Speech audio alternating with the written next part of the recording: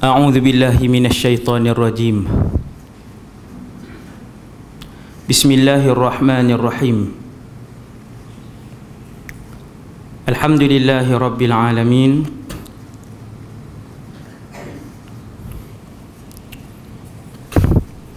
Wassalatu wassalamu ala asyrafil anbiya'i wal mursalin wa ala alihi wa ashabihi wa man tabi'ahum bi ihsanin ila yaumiddin. Wala hawla wala quwwata illa billah al-aliyyil azim.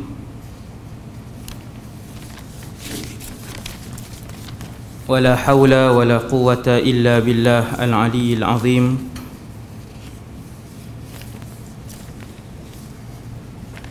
Wala hawla wala quwwata illa billah al-aliyyil azim. Amma ba'd.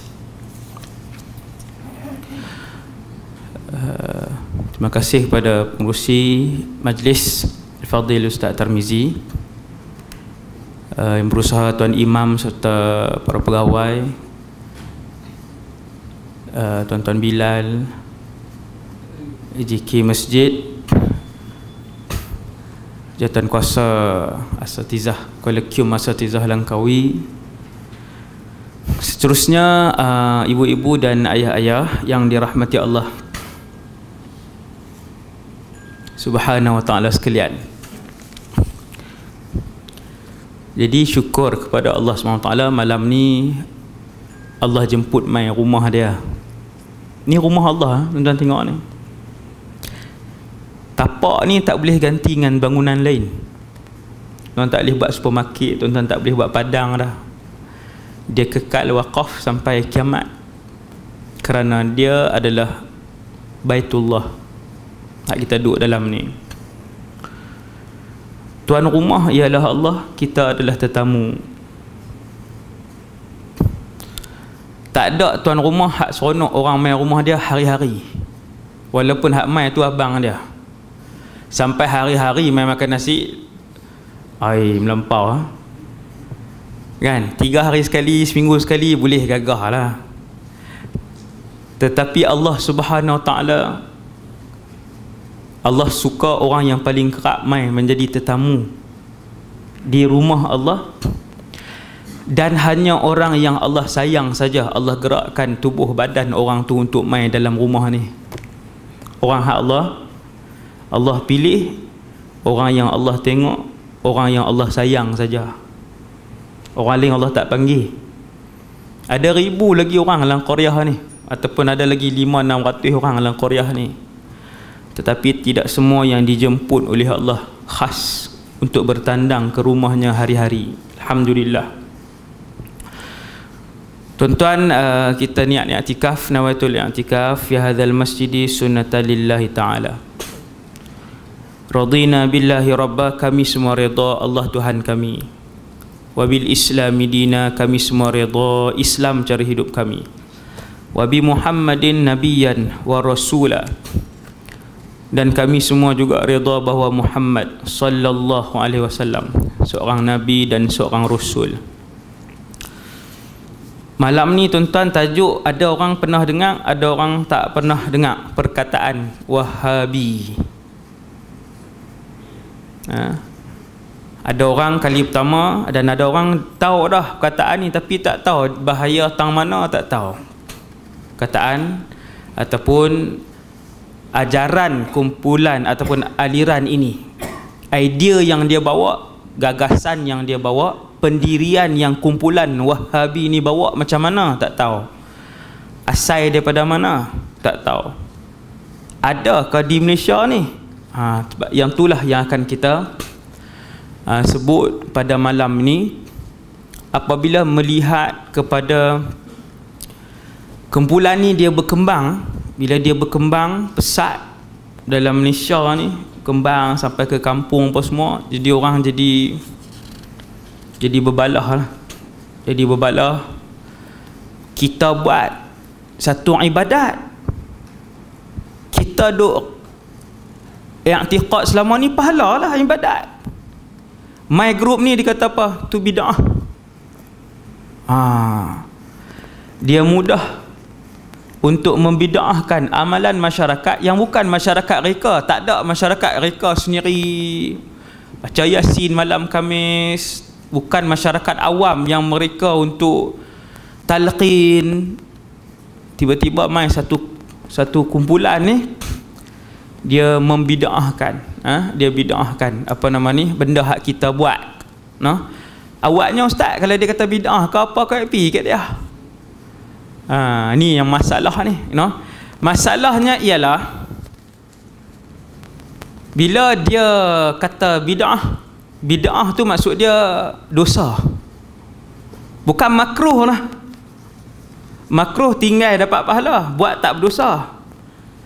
Bila satu kumpulan, tuan-tuan zikir tadi, kita zikir lepas mayang kan, dia akan kata ni bid'ah ni. Dia akan ajak anak dia, ajak jiran dia, ajak isteri dia, ajak suami dia, ajak anak-anak, ajak adik-beradik. Dia kata ni bid'ah ni, ada buat tu. Nabi tak buat, dia akan bagi ayat belakang macam tu. Bid'ah dia bukan maksud makruh, bid'ah dia tu haram. Bila dia sebut bid'ah, dia kata ni haram, tu haram, ni haram, ni haram. Lepas tu kita pun fikir, siapa yang muhung siapa ni kan? Bukan ulama kita dah buat 1000 tahun. Ulama kita buat 1000 tahun dah. Ni puak ni main mana? Puak dia baru main je, dia baru muncul je, dia baru main, baru muncul, kemudian dia membid'ah dan menyalahkan amalan umat Islam ni yang diajar oleh para ulama kita. Jadi malam ni lah kita nak bincang. Yang tu pun dah kira dah, tuan-tuan dah boleh nampak dah saya rasa kan, kumpulan mana kan, macam mana pergerakan mereka dan sebagainya. Tuan-tuan yang dirahmati Allah sekalian, kita fiqh mazhab Syafi'i. Ada tidak mazhab lain fiqh? Ada mazhab Hambali, ada mazhab Hanafi, ada mazhab Maliki. Tu mazhab lain lah tu. Okey. Yang tu mazhab lain. Tuan-tuan pi Turki, Pakistan, depa mazhab Hanafi. Kan? Tuan-tuan kalau pi negara Afrika kebanyakannya, kemudian Tunis, Morocco, Algeria, yang tu mazhab Maliki pula. Malaysia, Indonesia, Dagestan, ni mazhab Syafi'i. Kemudian yang paling sikit sekali, yang hampir pupus, ialah mazhab Hambali. Depa paling sikit sekali, lebih kurang 5% saja. Lagi 3 mazhab ni, Syafi'i, Hanafi, Maliki, yang ni semua 3 mazhab ni 95%. Kan Indonesia campur kita dah 200 juta lebih dah mazhab Syafi'i, campur dengan apa nama ni, Pakistan dengan Turki dah nak dekat 300 juta mazhab Hanafi. Orang Islam lebih kurang 1.5 bilion. Saya tak tahu yang terkini, saya rasa yang tu lah, 1.5 bilion. Jadi hak banyak atas dunia ni, hak paling banyak sekali Syafi'i, Hanafi, Maliki. 3 ni. Hak ni 95%. Tu mazhab fiqh. Kalau mazhab akidah, fardu ain kan 3. Fiqh, tauhid. Tauhid tu akidah lah. Tauhid akidah sama lah. Fiqh, tauhid, fardu ain. Satu lagi tasawuf. Fiqh, tauhid, tasawuf tu fardu ain. Fardu ain ni benda yang wajib atas tiap-tiap orang mengaji. Fardu wajib, ain tiap-tiap orang mengaji. Start daripada yang di Pertuan Agong sampai hak buat bendang. Fardu ain mesti ngaji 3 mata pelajaran ni. Fiqh, tauhid, tasawuf. 3 ni. Kita selalu sebut mazhab fiqh. Semua orang tahu sebut fiqh Syafi'i, semua orang reti. Tapi kalau sebut akidah mazhab apa? Dia jadi Dia berhenti terus. Dah pengajian akidah pula memang tak ada, di masjid pula jarang. Sebulan sekali pula tu. Ada masjid tak ada terus. Ada masjid sebulan sekali. Tak ingat, tak tahu apa, nak ingat nama kitab ialah Aqidatun Najin, Faridatul Faraid. Ingat nama kitab. Tapi bila orang tanya, ni akidah ni, kita mazhab apa? Malam ni saya nak beritahu pada kita semua, kalau masjid ni ada pengajian akidah, semua tahu. Kan? Saya yakin semua tahu, iaitu kita mazhab Asy'ariyah. Tu boleh sambung tu reti lah. No? Kita ni mazhab Asy'ariyah akidah. Siapa lagi ustaz? Semua yang mazhab fiqh Syafi'i dengan Hanafi, Syafi'i dengan Maliki, maka mazhab akidah dia Asy'ariyah. Semua yang mazhab fiqh Syafi'i dengan Maliki, maka mazhab akidah dia Asy'ariyah. Tuan-tuan pi jumpa bila-bila masa, kalau ada ruang ke, kenal ke, mufti Morocco, mufti Tunis, mufti Algeria. Ini semua mazhab Maliki ni. Fiqh depa Maliki, kalau akidah depa sama macam kita. Sama. Akidah dia, mazhab akidah dia sama macam kita, iaitu mazhab Asy'ariyah. Maka ramailah Asy'ariyah, ramailah. Sebab Syafi'i dengan Maliki kan banyak dalam dunia ni. Semuanya Asy'ariyah. Hanafi pula ustaz, Hanafi mazhab fiqh yang paling besar dalam dunia ni mazhab Hanafi. Mazhab Hanafi. Dan mazhab akidah mereka ialah Maturidiyah. Mazhab Maturidiyah. Asy'ariyah dan Maturidiyah. Kalau saya tanya tuan-tuan, dalam alam ni orang Islam 1.5 bilion, berapa peratuskah yang bermazhab akidah Asy'ariyah dan Maturidiyah? Tak saya sebut dah, tak di awal tadi ni. Berapa peratuskah orang Islam dalam dunia ni Asy'ariyah dan Maturidiyah? 95%. Semua ni sesat. Macam mana pula 95% ni semua ni sesat. Siapa ustaz cakap macam tu? Bukan hak kita cakap, Wahabi bagi tahu kat kita. Oh, patutlah bahaya ustaz. Patut tu yang cakap malam ni ni. Ni yang nak cakap malam ni ni.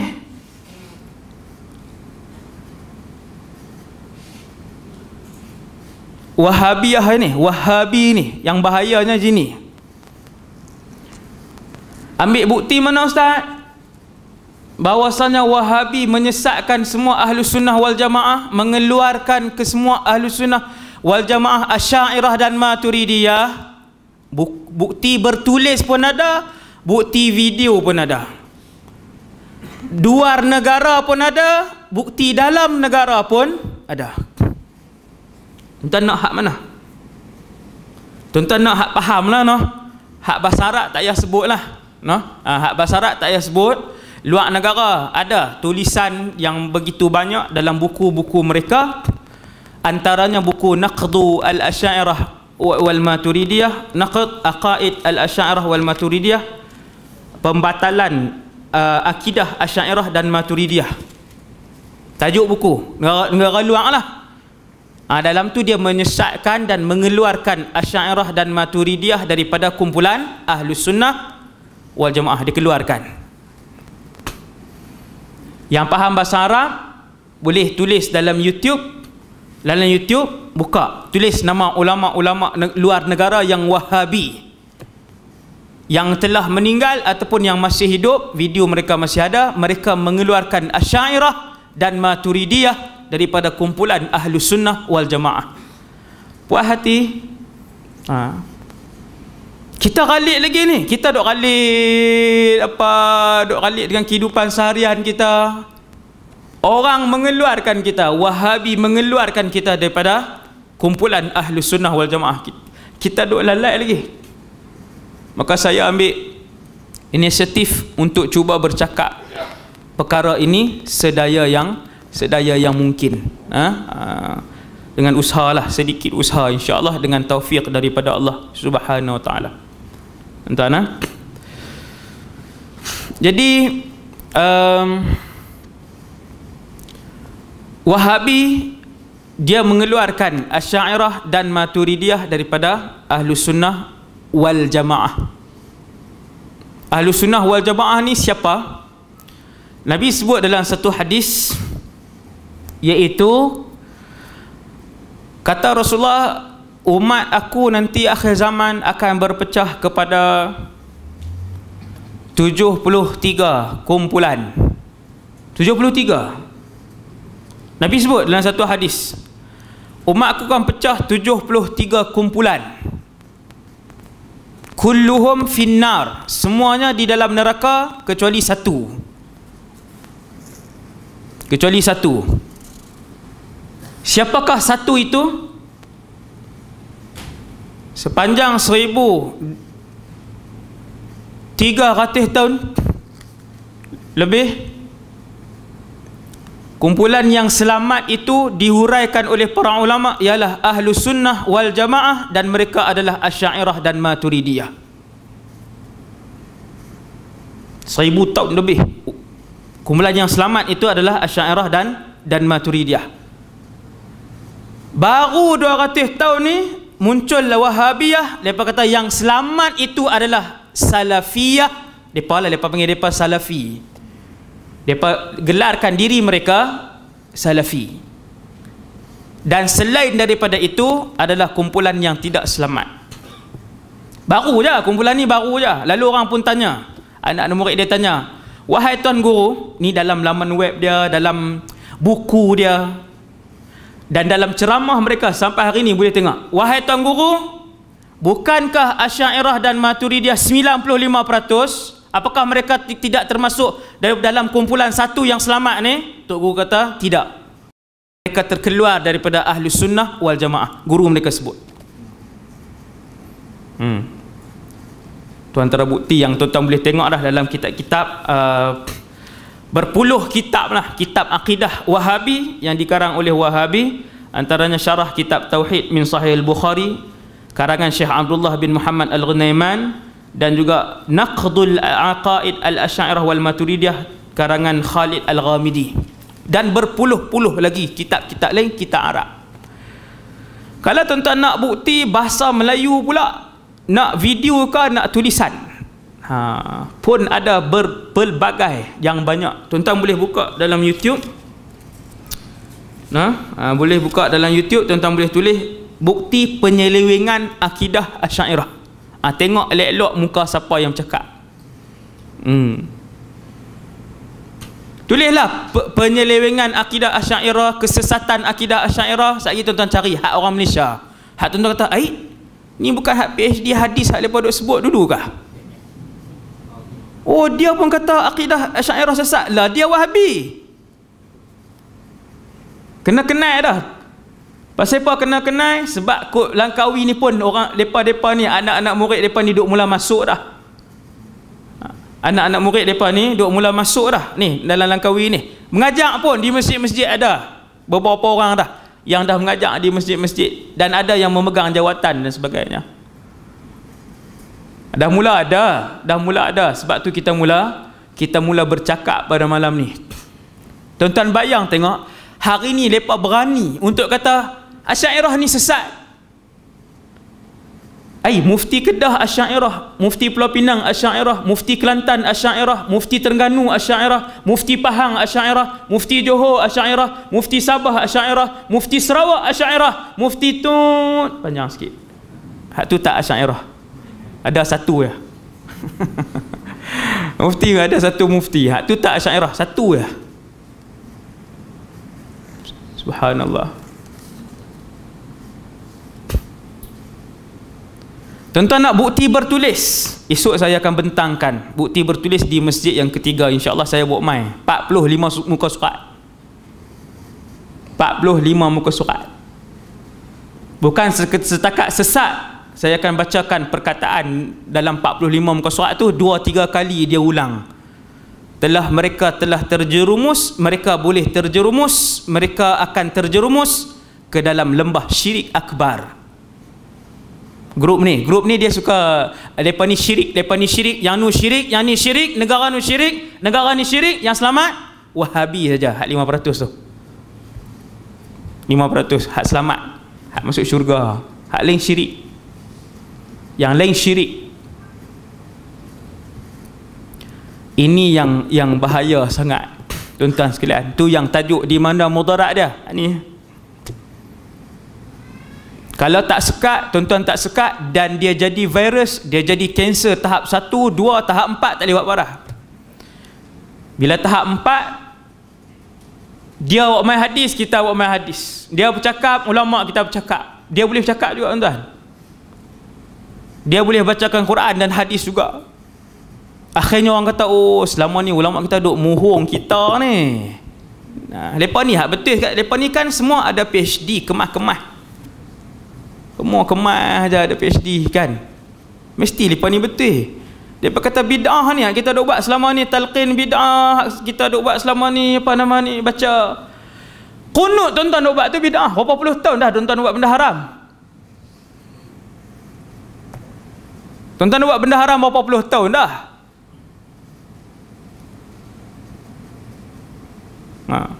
Dan yang lain lagi lah, ada berpuluh-puluh lagi fatwa-fatwa songsang dan ganjil yang dibawa oleh kumpulan Wahabiyah dan diserapkan ke dalam masyarakat, berpecah belah masyarakat. Ni tak ada lagi, tak pecah belah lagi lah. Tempat ada grup ni dia akan pecah dua. Kita usung jenazah nak buat pi, grup dia tunggu dah kat kawasan kubur. Geng tak pakai slipper. Grup dia tunggu dah, kata ni jenazah ni kami punya anak murid kami tak mau buat cara talqin ni semua bid'ah. Bid'ah haram lah. Ni semua haram. Kita kata, macam mana pula haram ni? Bukan ulama kita ke yang ajak? Ulama tu semua salah. Kumpulan tu semua salah. Tuan-tuan, seluruh ulama yang Asy'ariyah bagi mereka adalah, dan Maturidiyah ni adalah salah. Ramainya yang salah.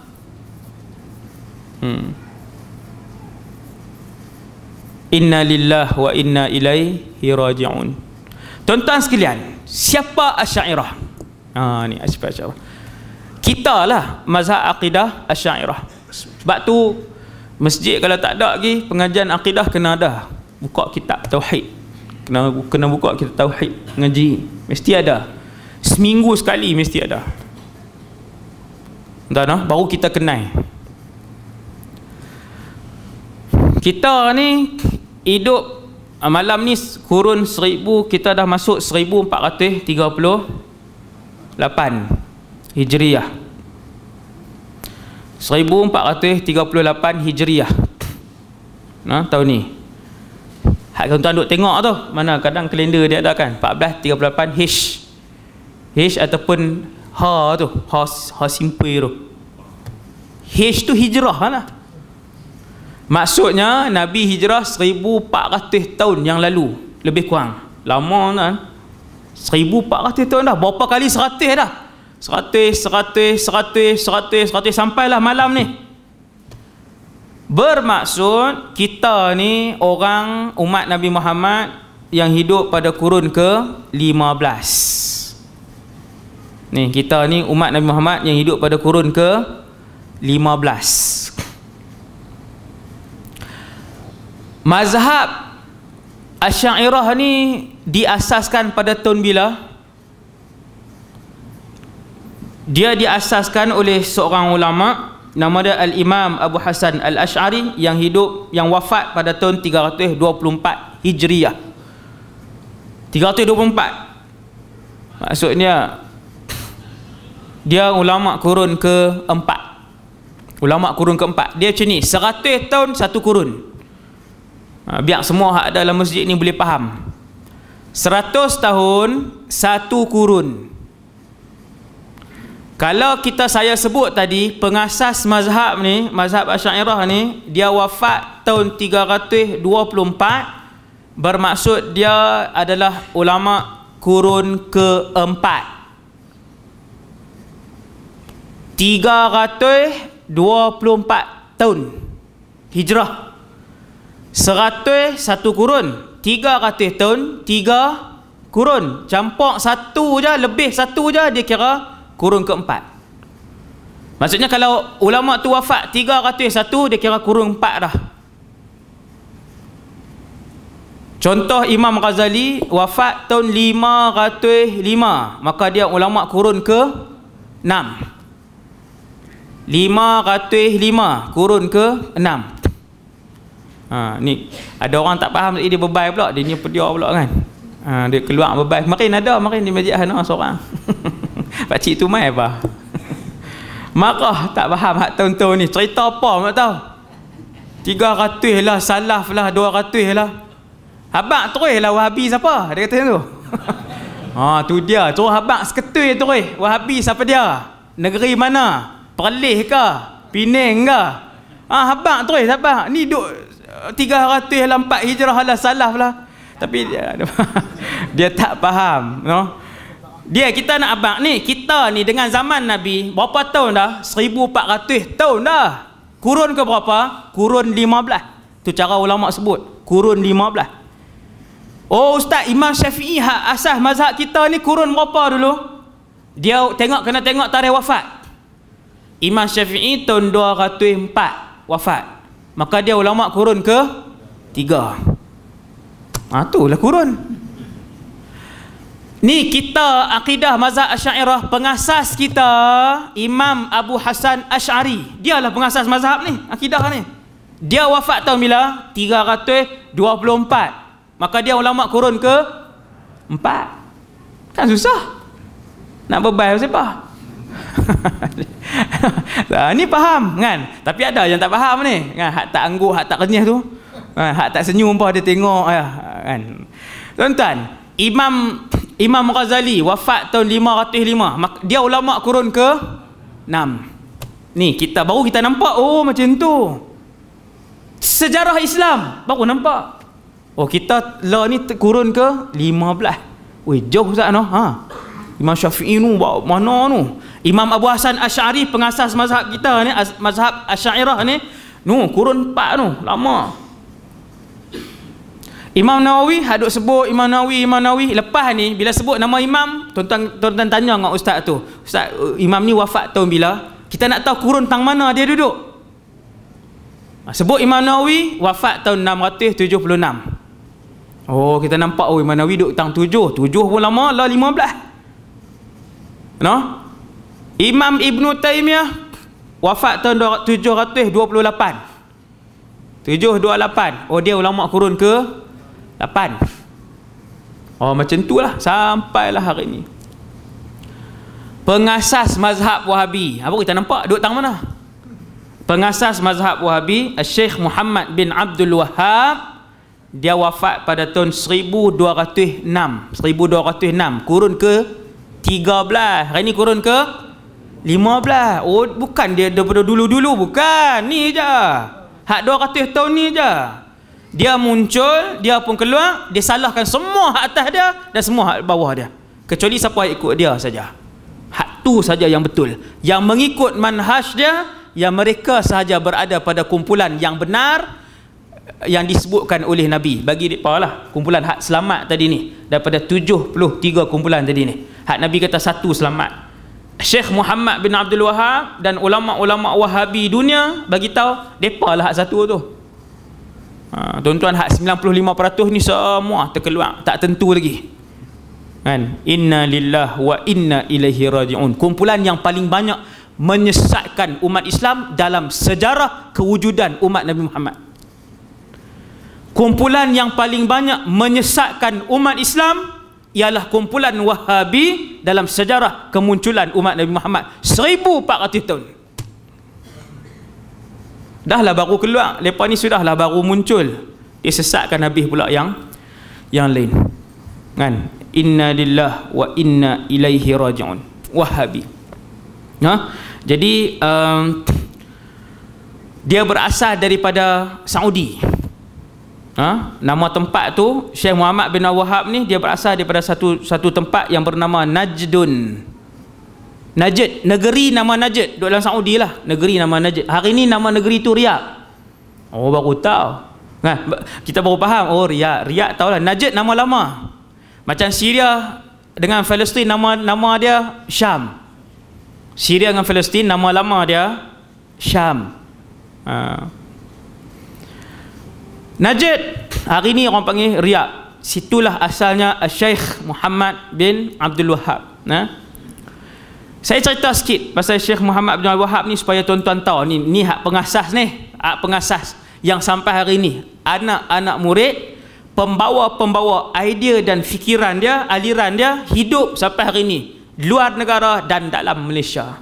Siapa dia ni? Dia berasal daripada satu keluarga yang berilmu. Ayahnya alim, abangnya alim.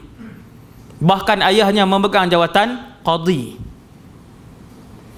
Qadhi di sana dulu.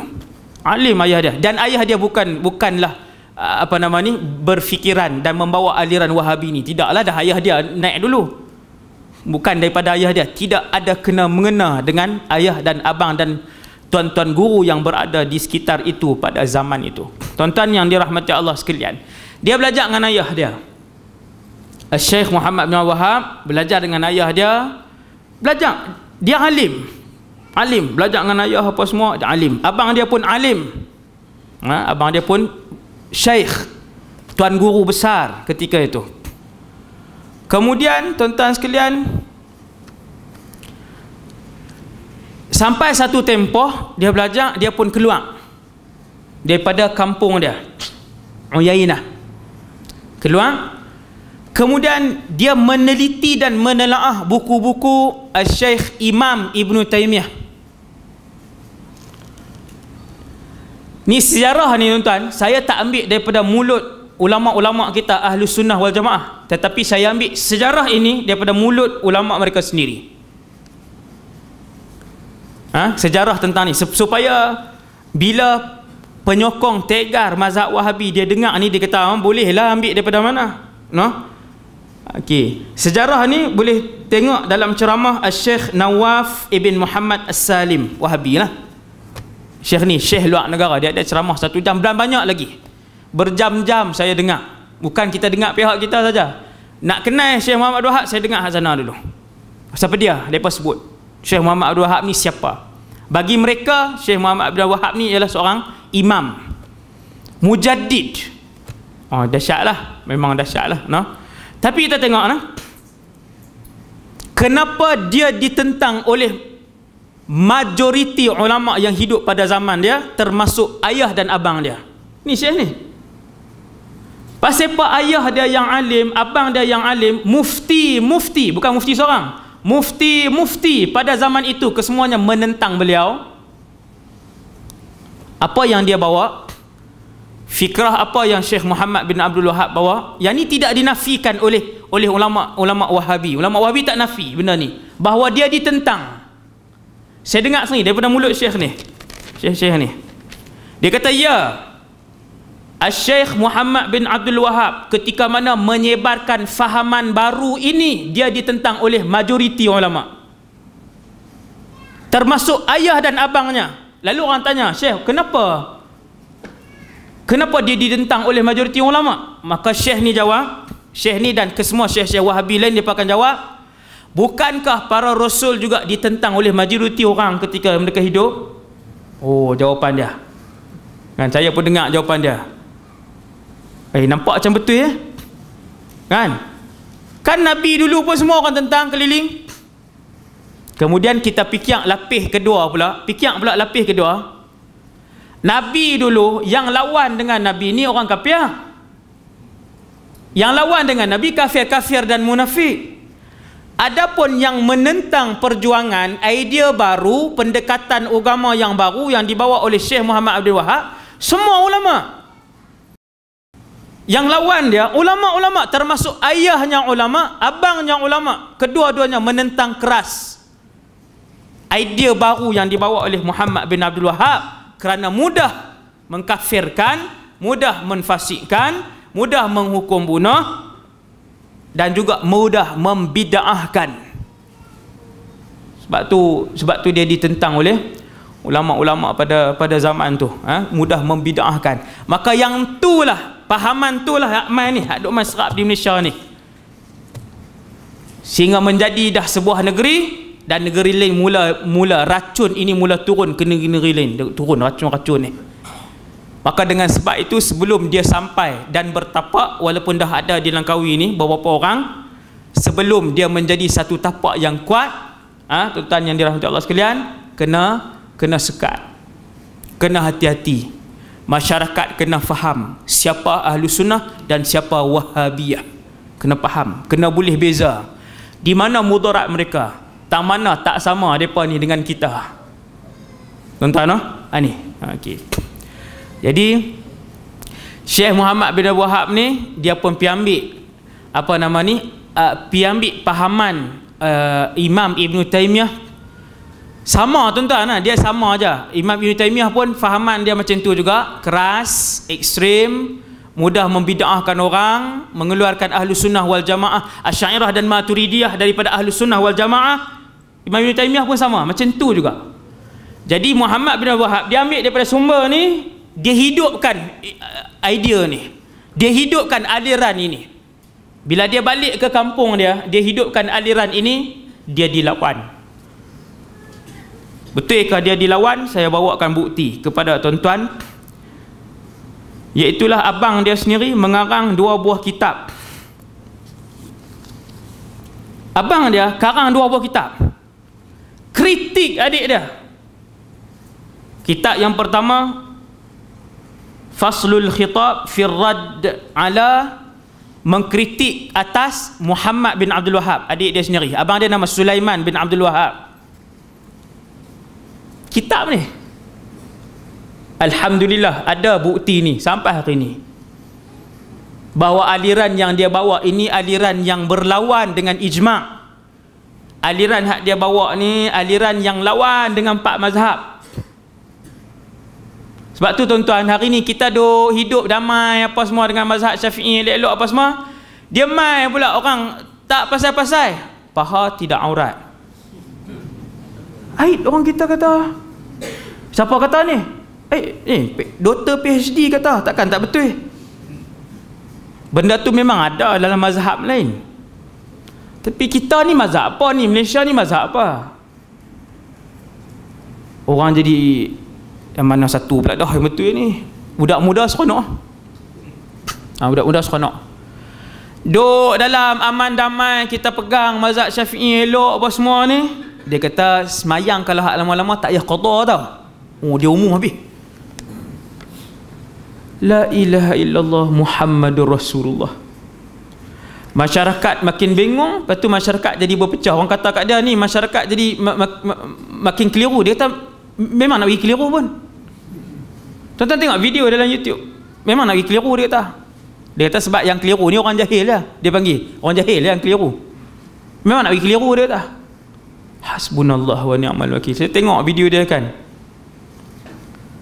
Jadi pertemuan ni pertemuan yang akan menyebabkan satu hari nanti lagi berpecah. Sudahlah umat Islam satu dunia ni dah berpecah teruk dah, tak bersatu kan. Dia main hak grup ni pula lagi menjadi sebab tu kena sekat. Daripada disebarkan, kena sekat. Daripada ustaz-ustaz dia diajar di masjid, kena sekat. Sebab apa yang dia bawa itu songsang, yang dia bawa itu akan memecah belahkan masyarakat. Kita tak mau hak tu je, tak mau kelih dah. Kelih banyak dah. Grup ni kelih dengan yang ni bergaduh dengan sini, yang ni banyak sangat dah. Ni campur lagi hak baru ni.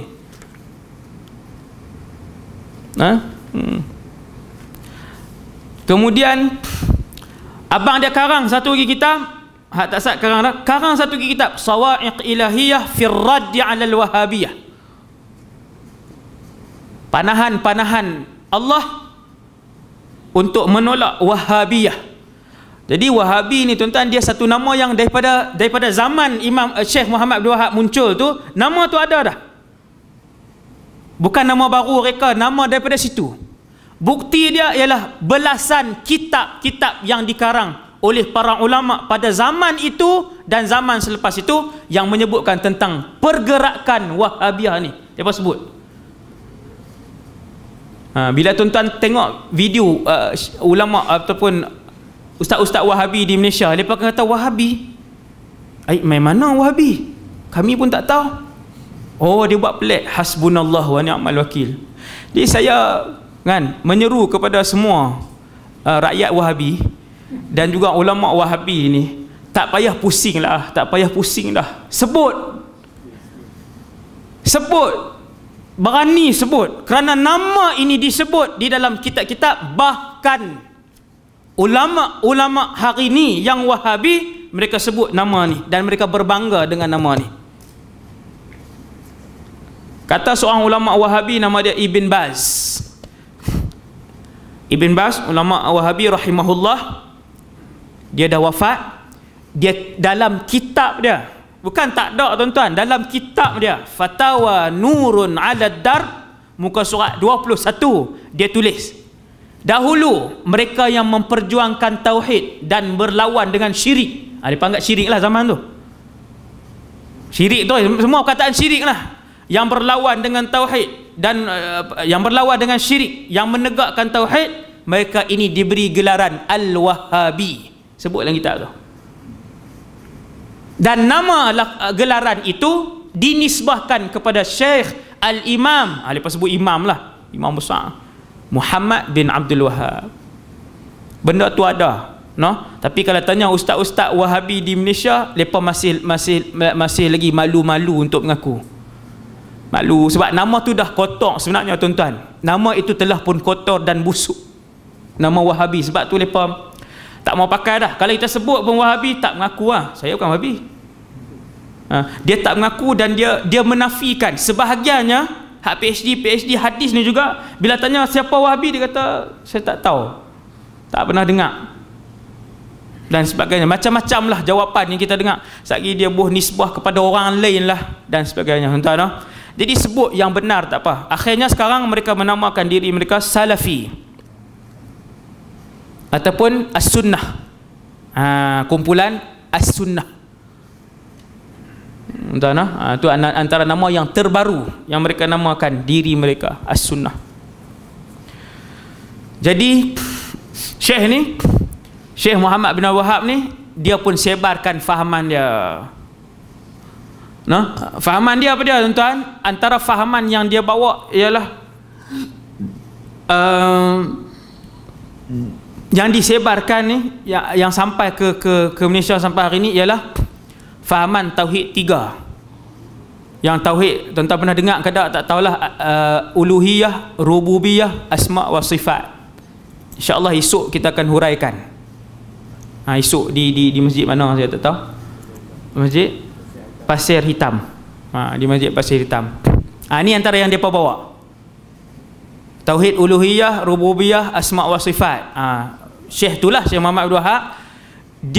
Syekh Muhammad Abdul Wahab ni pula bukan daripada dia ambil Imam Ibn Taymiyah punya. Tu sumber utama. Imam Ibn Taymiyah, Imam Ibn Qayyim Al-Jauziyah. Daripada situ Syekh Muhammad Abdul Wahab kemudian mai sampai Malaysia. Sekarang dah ada. Di Malaysia ni yang mengajar uluhiyah, rububiyah, asma sifat ni, Wahabi lah tu. Senanglah nak faham, senang nak faham. Dan ada juga sebahagian kecil ulama kita yang terima pembahagian tu, sikit saja, majoriti tolak. Sebab dia pembahagian yang baru yang tidak pernah dilakukan oleh Rasulullah dan para sahabat, dan lain-lain lagi lah, banyak lagi lah dalil lain, esok kita bentangkan insya-Allah subhanahu wa ta'ala. Dan yang keduanya, mereka ni mudah untuk membid'ahkan. Apa yang Nabi tak buat, hak tu bid'ah. Hak Nabi tak buat, yang tu dikira bid'ah. Tuan-tuan yang dirahmati Allah sekalian, kita Ahlus Sunnah wal Jamaah ni, Ahlus Sunnah wal Jamaah, Asy'ariyah dan Maturidiyah ni, di sisi ulama kita sepanjang 1200 tahun ni, 1200 tahun bid'ah ada dua. 1200, 1300 tahun bid'ah ada dua tuan, iaitu bid'ah mahmudah, bid'ah mazmumah. Bid'ah yang dipuji dan bid'ah yang dikeji, tak boleh. Bid'ah ni ialah benda baru dalam agama. Benda baru dalam urusan agama. Apa saja benda baru yang Nabi tak buat, maka dia dinamakan bid'ah. Cumanya ada bid'ah yang baik, ada bid'ah yang buruk. Okey, apa beza kita dengan Wahabi? Wahabi akan ajak semua orang bahawasanya bid'ah satu saja. Semua bid'ah adalah bid'ah dalalah, bid'ah sesat, dan semua kesesatan finnar, dalam neraka. Bid'ah bagi Wahabi hanyalah satu saja, kesemuanya bid'ah dalalah. Ni kena faham tuan ni. Ulama kita ustaz, ulama kita 1300 tahun ajak bid'ah ada dua. Pasal apa ulama kita bagi tahu macam tu? Sebab sahabat ajak macam tu, tabi'in ajak macam tu, tabi'in ajak kita macam tu. Tentang Quran tu, dalam Quran ada seketui tu. Quran seketui duduk dalam buku macam tu. Saya nak tanya, waktu Nabi wafat sampai Nabi wafat, ada ke tidak seketui macam tu duduk dalam buku macam tu? Tak ada. Sampai Nabi wafat 11 Hijrah, Quran tak ada dibukukan dalam buku duduk sebuah macam tu. Waktu tu Quran duduk merata rumah sahabat, di rumah Sayyidina Ali, di rumah Hafsah, di rumah Ubay ibn Ka'ab, di rumah Zaid ibn Thabit, di rumah Sayyidina Muawiyah bin Abi Sufyan radhiyallahu anhum, merata.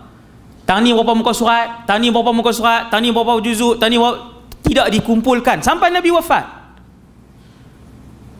Bila Nabi wafat, naik Sayyidina Abu Bakar, berlaku perang.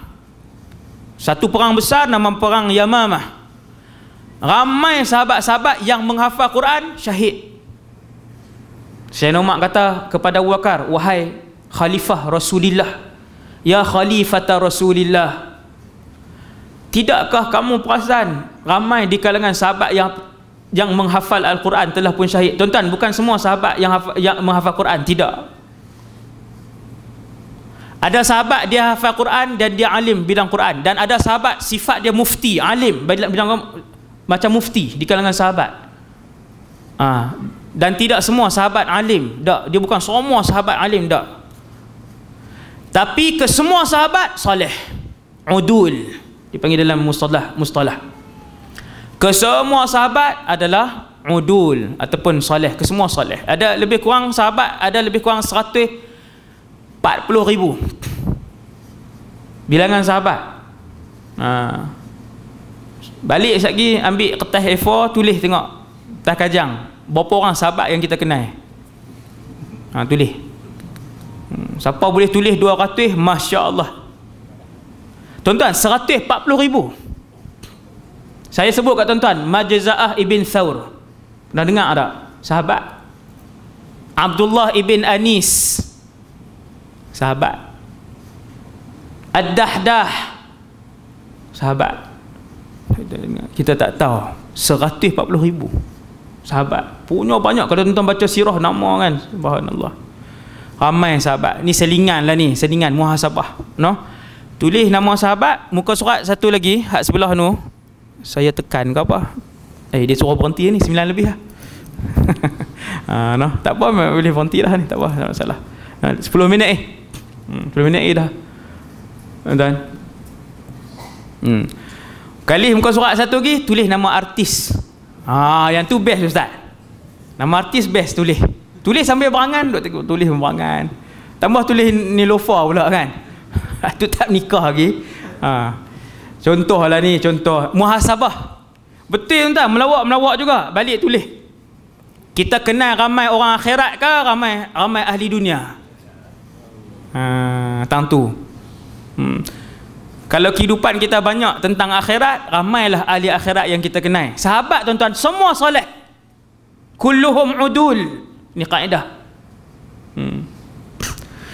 Jadi Sayyidina Umar dia beritahu, wahai khalifah Rasulullah, Abu Bakar lah, ni ramai hak geng hafal Quran mati syahid ni. Boleh tak kita himpunkan Quran buh dalam satu buku semua? Sayyidina Abu Bakar tengok Sayyidina Umar, dia kata, macam mana kamu nak buat satu benda hak Nabi tak buat? Kan bid'ah. Semua benda baru dalam agama kalau Nabi tak buat, haram dan berdosa besar. Siapa buat? Tapi adakah semuanya tidak boleh dilakukan? Jawapan dia tidak. Ada dua. Ada bid'ah yang boleh, ada bid'ah yang tak boleh. Wahabi kata satu saja, semua bid'ah neraka. Tuan-tuan, Abu Bakar pun bincang dengan Sayyidina Umar. Kalau tak himpun juga Quran jadi apa? Perang berlaku lagi lepas tu. Tuan-tuan, zaman tu tuan-tuan berperang dengan Amerika dan Rusia. Seolah-olahnya saya buat perbandingan Rom dan Parsi itu, Amerika dengan Rusia. Dua negara terbesar dunia ketika itu ialah Rom dan Parsi. Rom tuan-tuan, jumlah tentera dia melebihi 1 juta orang. Jumlah tentera ketika tu. Besar tak besar? Rom. Oi, kita Malaysia tentera pun berapa ada tentera kat sini? Hak pencen tentera. Kita Malaysia berapa? 50 ada, 50,000. 100. Oi, tak ada tentera kah? Ada malu nak mengaku pula dah. Awaknya tentera. Tuan-tuan, tentera Rom pada zaman itu, jadi perang banyak. Jadi Sayyidina Abu Bakar bincang. Akhirnya mereka bersetuju. Tengok, mereka bersetuju untuk himpunkan Al-Quran dia dalam sebuah buku. Ni buat buku macam tu. Bid'ah ke tidak? Bid'ah, dan dia adalah bid'ah yang hasanah, bid'ah yang baik. Okey, nak himpun Quran nak panggil siapa? Adakah semua sahabat pakar Quran? Tidak. Hanya ada beberapa orang saja sahabat yang pakar Al-Quran. Wahyu Rasulullah, antaranya Sayyidina Zaid ibn Thabit, antaranya Sayyidina Muawiyah, Sayyidina Ali, Sayyidina Ubay bin Ka'ab. Nak ambil siapa ni? Abu Bakar dengan Sayyidina Umar kata radhiyallahu anhuma, dia berkata kita pergi jumpa Zaid ibn Thabit. Dia ni Nabi banyak puji juga. Bila pergi jumpa Sayyidina Zaid, wahai Zaid, kita nak himpun Quran duduk dalam satu buku. Sayyidina Zaid bin Thabit kata perkataan yang sama. Macam mana kita nak buat benda hak Nabi tak buat? Bid'ah memang tak boleh, kecuali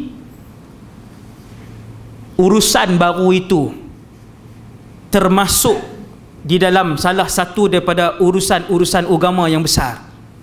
Dia terpayung dengan dalil umum, macam-macam lah hujah yang dikeluarkan oleh para ulama. Jadi bila bincang boleh ke tidak kita nak impunkan, Nabi tak buat ni, maka sahabat pun bincang, kalau kita tak impunkan, lama kelamaan sahabat-sahabat ni akhirnya habis semua. Di mana umat Islam ingin merujuk kepada manhaj nombor 1 kehidupan mereka, maka kena buat. Akhirnya Zaid bin Thabit pun kata kena buat, walaupun tidak ada pada zaman Nabi, tapi dia perlu. Tengok, akhirnya dihimpunkan Quran. Jadilah dia bid'ah hasanah sampai hari ini. Dia memang bid'ah, tetapi dia bid'ah hasanah. Sahabat sendiri yang mengajarkan perkara ni. Ada lagi tak ustaz lain? Ada lagi. Ada satu sahabat, tengok, selama mana dia duduk di dalam ajaran Islam yang tidak bercanggah dengan prinsip utama Islam, maka bid'ah itu dibenarkan. Tapi bukan kita yang buat, tuan-tuan, para ulama yang akan ajak kita. Saya dan kita semua tak mampu, kita tak erti. Jadi ulama kata yang ni tak bid'ah, okey tak bid'ah, macam tu. Jadi ada satu sahabat ni, dia semayang. Sahabat ni dia solat, kemudian dia baca Fatihah. Lepas Fatihah dia akan baca Qul huwallahu ahad. Habis Qul huwallah baru dia baca surah. Ini passion apa pula? Right, rakaat kedua Fatihah, Qul huwallah, surah juga, surah lain pula. Sagi isyak sahabat dia duk perhatiin, dia ni macam tu juga, Fatihah, Qul huwallah, surah. Rakaat kedua isyak, Fatihah, Qul huwallah, surah. Esok main macam tu, lusa main macam tu. Pelik Nabi buat tak? Nabi tak buat, dan Nabi tak ajak. Satu hari dia ambil dia ni buat pergi kat Nabi. Nabi hidup pergi. Buat pergi, ya Rasulullah, cuba tuan tanya ni apa dia buat ni, dia ni buat benda baru ni. Maka Nabi pun tanya, apa yang kamu lakukan? Dia kata, ya Rasulullah, kalau saya semayang, saya baca Fatihah, saya baca Qul huwallah, saya baca surah. Rakaat kedua pun macam tu. Semayang apa pun semua saya buat macam tu. Nabi kata, kenapa kamu buat macam tu? Dia pun jawab, inni uhibbuha ya Rasulullah, aku suka surah ni. Tuan-tuan, qul huwallahu ahad, katakan dialah Allah, Tuhan yang esa. Allahus samad, Allah tempat bergantungan ke semua makhluk. Lam yalid wa lam yulad. Kalau renung makna dia tuan-tuan, makna dia cukup dalam tentang Allah Subhanahu wa taala. Sahabat ni suka, dia kata ya Rasulullah, aku suka surah ni. Apa jawab Nabi? Bid'ah, dalalah, neraka, sesat. Tak, Nabi kata hubbuka iyyaha adkhalakal jannah. Nabi kata kecintaan kamu kepada surah itu membuatkan kamu masuk ke dalam syurga. Tengok, kan tak sama dengan Wahabi. Wahabi ni mai mana? Wahabi ni mai hak baru ni je. Dia mengaku apa? Dia mengaku Wahabi ni, dia mengaku dia kalau akidah dia mengaku salaf. Akidah orang awal-awal dulu ni. Macam Imam Syafi'i apa semua. Nah, dan kemudian fiqh dia akan sebut fiqh. Kalau Wahabi Malaysia dia akan sebut fiqh Syafi'i. Kalau Wahabi di Tunis, di Morocco, di Maghrib, dia akan sebut fiqh dia Maliki. Jadi ulama-ulama dari seluruh dunia bagi tahu mereka ini menipu di atas nama mazhab. Tuan-tuan boleh tengok yang saya sebut ni video. Ketua ulama di Tunis, mufti besar di Mesir, apa semua ni, para mufti dan ulama-ulama dunia ni sebut, Wahabi menipu di atas nama mazhab. Dia tipu atas nama mazhab. Kalau dia Syafi'i, ni kita buat kunut pasal apa dia tak bagi buat? Tuan-tuan pergi Perlis ada kunut tak? Tak ada. Tuan-tuan tanya mazhab apa? Syafi'i. Imam kalau siapa yang jadi imam di Perlis, sesiapa yang jadi imam di Perlis, dia pelekat di setiap masjid ni atur cara solat ibadah. Sesiapa yang menjadi imam tidak boleh menjaharkan bacaan Bismillahirrahmanirrahim, mesti pelan.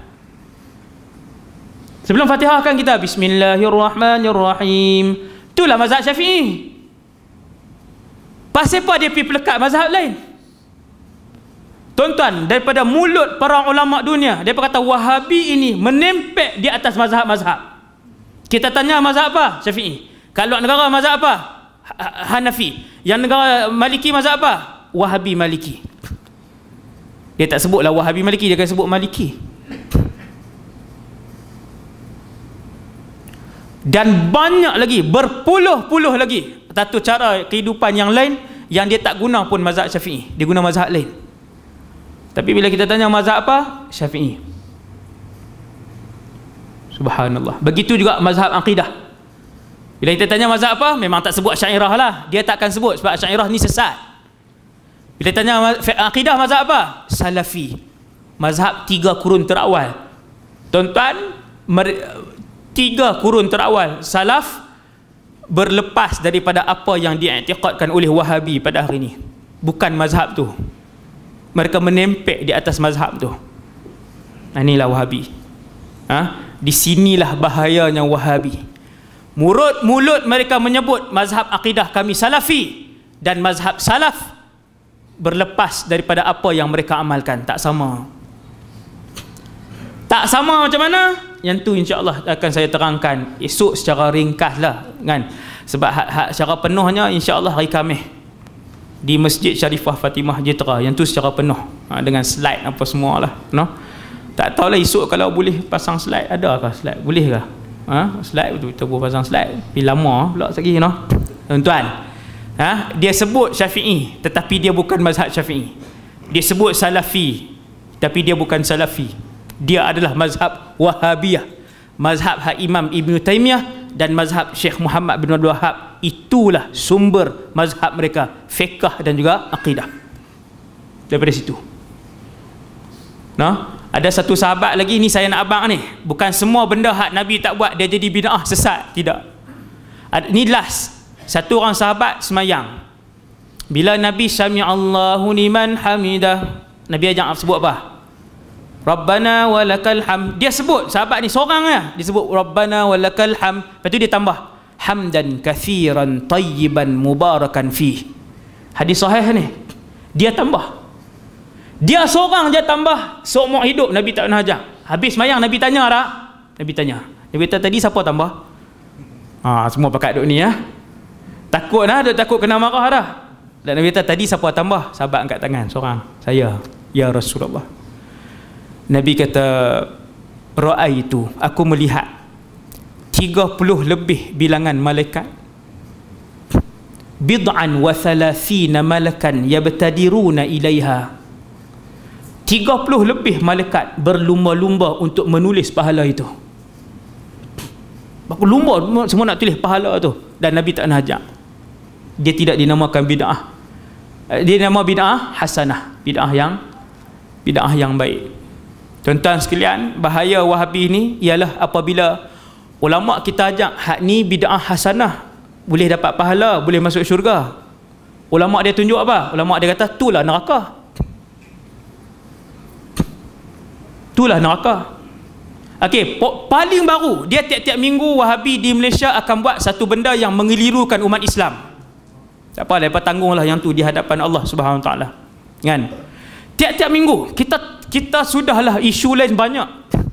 Sudahlah masalah lain, masalah dadah lagi, masalah dengan jenayah, dengan masalah macam-macam nak kena ceramah. Saya pun tak boleh nak bahagi dah tubuh badan saya ni. Sekolah rendah panggil, menengah panggil, universiti panggil, jabatan kerajaan panggil.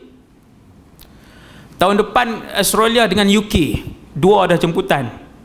Kan? Sampai dengan Wahabi dua perangai lagi. Satgi dia buat keluar puasa 6 ni naknya makruh no? Makruh pula dah. La haula wala quwata illa billah. Hantar tak semayang pun 80% orang tak semayang di Malaysia ni. Hang sebut kata makruh lagi orang suka. Ribu tahun orang ulama-ulama duk ajak puasa 6 mazhab Syafi'i ni sunat muakkad. Mazhab Syafi'i saja dia pemik mazhab lain, dia bubuh dalam Facebook. Dia kata sebenarnya puasa 6 ni makruh. La haula wala quwata illa billah al-aliyyil azim. Tak ada kerja.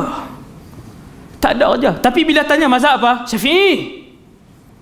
Nampak tak? Menempel di atas mazhab Syafi'iyah. Bahkan dia mengajak fiqh Syafi'i, dia mengajak kitab nak berselindung. Sebab tu saya kata, kan, rakyat Wahabi Malaysia, ulama-ulama Wahabi ni mengakulah, come on lah, mengaku. Tunjukkan wajah sebenar anda untuk dikenali oleh semua rakyat Malaysia. Tunjuk hak betul punya. Kita tengok siapa yang akan ikut, siapa yang akan lawan. Tunjuk mazhab sebenar kalian. Tunjuk mazhab sebenar kalian. Sudahlah berselindung. Sudahlah berselindung. Ni ada satu universiti NGO anjurkan baca Quran sejam. Ajak semua orang Islam 30 Ogos ni, tak silap saya pukul berapa atau 8.30 pagi ke 8.30 malam atau 1 jam, semua pakat kita jom kita pegang Quran. Bagus tak bagus tuan-tuan? Bagus, masya-Allah. Ulama-ulama kita semua puji, mufti-mufti puji, bagus. Bid'ah hasanah, bid'ah yang baik. Ulama dia kata apa? Bid'ah dalalah, neraka tu. Dia kata tu neraka. Dia tak sebutlah tu neraka, tapi bila dia kata bid'ah dalalah, apa maksud dia? Haram lah. Bezanya kita dengan Wahabiyah di situ. Beza sikit-sikit ke beza banyak dah? Banyak. Nak belapang dada macam mana dah lah ni kan? Kita jadi bila dia persebang juga, kita pun jadi kena bercakap lah. Maksudnya kena bercakap supaya orang ramai tahu tang ni mudarat Wahabi. Saya sekadar tu dulu rasa untuk malam ni, secara ringkas lah, tak habis pun kan. Tapi saya rasa boleh faham dah kan.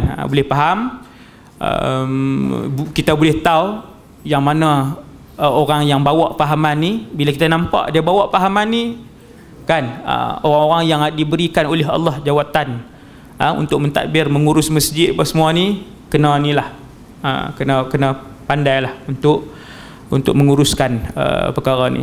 Jadi saya rasa sekadar tu dulu. Yang baik daripada Allah yang lemah dan kurang daripada diri saya sendiri. Aqulu qawli hadza astaghfirullahal azim li wa lakum.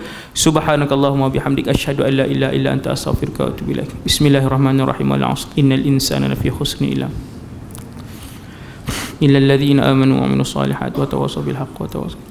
Bismillahirrahmanirrahim. Alhamdulillahirabbil alamin wassalatu wassalamu ala asyrafil anbiya'i wal mursalin wa ala alihi wa sahbihi ajma'in. Allahumma 'allimna ma yanfa'una. Ya Allah, ajarkanlah ilmu yang bermanfaat kepada kami. Wanfa'na bima 'allamtana. Ya Allah, manfaatkanlah ilmu yang Kau curahkan pada kami. Wazidna ilman wa amalan wa ikhlasan fi hayatina. Tambahkanlah kepada kami ya Allah ilmu, amal, ibadah dan keikhlasan dalam kehidupan kami. Wassallallahu ala sayyidina Muhammad wa ala alihi wasallam. Walhamdulillahirabbil alamin. Assalamualaikum.